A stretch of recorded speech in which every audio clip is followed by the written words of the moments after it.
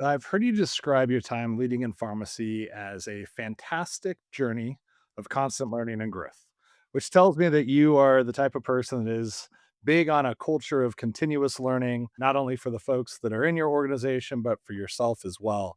When you reflect on the experience that you had at Shoppers, what are some of the leadership lessons that really have shaped you as an executive and as a strategist? I've had so many interesting experiences at Shoppers Drug Mart in terms of challenges. So market changes overnight that were significant where we had to retool the business. It was the franchise system too. So it was very similar to minority partners from a dentistry point of view. So you need to convince people and keep everybody moving in the same direction. So I had many opportunities to practice certain things over that period of time. I was also surrounded by lots of different leaders, and I'm somebody that likes to learn through observation from other people's styles, and then get in and practice, and hopefully take the great things, and then also have my own kind of flair to it. But the big things that have been important to me, and I think obviously important to be successful in business or in every organization, is you need to listen. You need to listen to people. You need to listen to your team. You need to listen to your frontline colleagues. You need to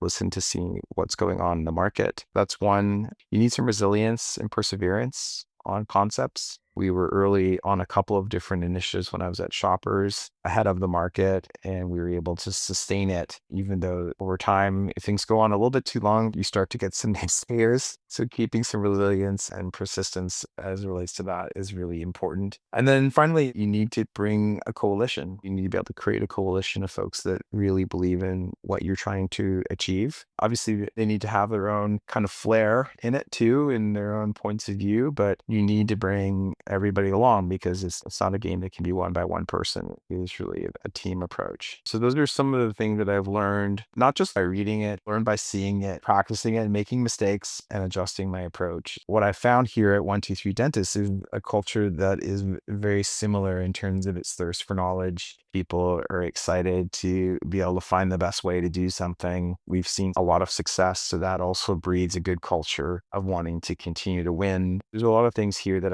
I think that I'll be able to apply from my previous experience, and it's been off to a good start. I'm pretty happy with how things have been going, and we've been getting some good feedback. But those are the areas that I've focused in on, certainly in the beginning. Yeah, at the top of the conversation, you mentioned culture when we were talking about the gala, and then you've just mentioned it again in regards to culture of continuous learning and wanting to win and be successful. From your perspective, what is culture and why does it matter?